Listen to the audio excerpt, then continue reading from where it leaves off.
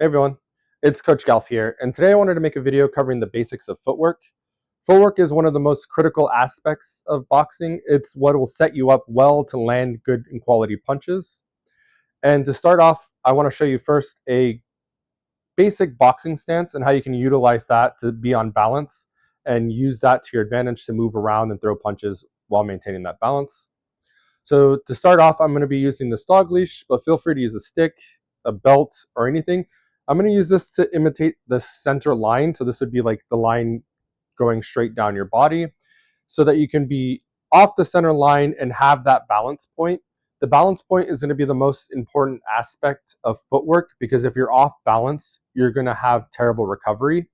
And so the whole point of footwork is maintaining that balance while moving and throwing punches. If you're off balance, it's going to be no good. So start off by setting up this. All right, so what you want to do is lay your belt, or in this case, dog leash, on the ground, and you want to keep it as straight as possible.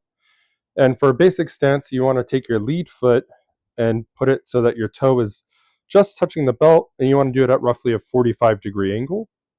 For your back foot, you don't want it to be directly behind your lead foot because then moving laterally takes more effort, but you're also off balance if you get hit from the side. So to kind of get a better balance point, you want to take it to the just on the other side of this belt, and you want to just so it's just to the right of the heel. If you're southpaw, you're going to do the same thing, just in the opposite orientation. So your right foot is just to the right of the belt, your left foot is just to the left of the belt, and you're going to take a small squat. And so this is just to center your balance. If you're standing too tall and you move, you'll have the tendency to move your upper body with your as you move laterally or forward and backwards.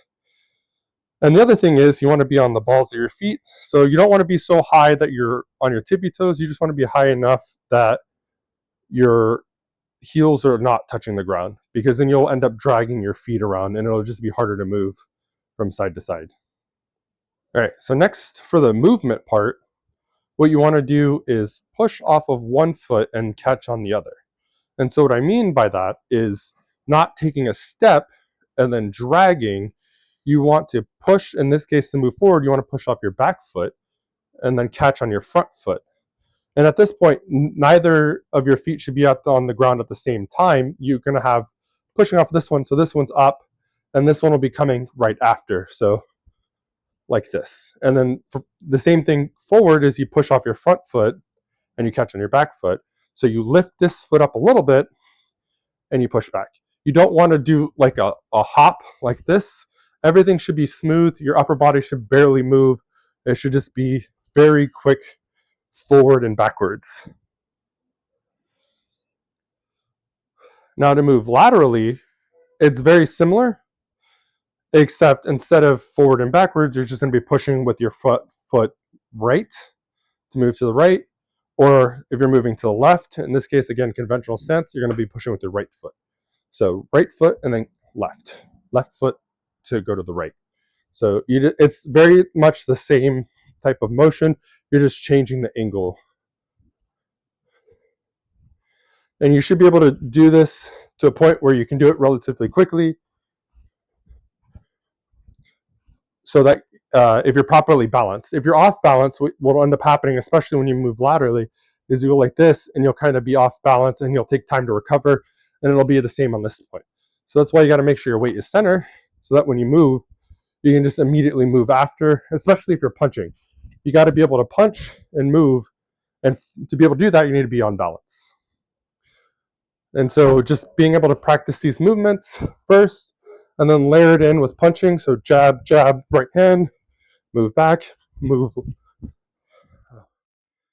There, that was pivot foot. Move to the side while jabbing. And so you should be able to punch right after you move. That's the kind of benefit of being on balance. All right, the next thing I want to talk about is pivoting. So for this, you want to use your front foot, again, on the ball of your foot. And you're going to just, instead of actually moving this time, you're going to push off your rear leg, in this case, my right leg. And you're going to just keep your front foot on the ball of your foot. And you're just going to push your weight either direction. So in this case, again, ball on the foot, and I'm pushing to go this way. And my front foot is rotating and staying in the same spot. If you were to try to do that flat-footed, it's just not going to work as well because it's going to be a lot slower, and I'm going to have to put my weight forward for that. So keep ball your foot and then push with your back foot. It's going to be easier one way than the other just because it's harder to push this way on your rear foot, but with enough practice you should be able to do it either direction. And so just to start, I would just recommend just getting comfortable doing 90 degrees either way. And then once you do that, you can go further or shorter. And then you should be able to mix all of it in together. So in this case, move forward, pivot, move forward, move back, pivot, back. And this will give you the freedom to move around the ring as easily as you want. And then you should get to a point where it feels comfortable and natural to throw while you're pivoting.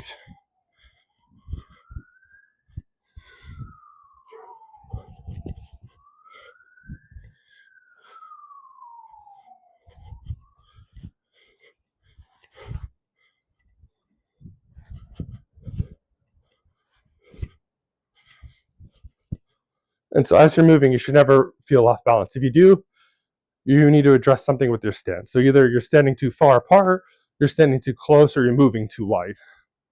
So as you do it, just keep in mind what's moving and where you feel you're off balance.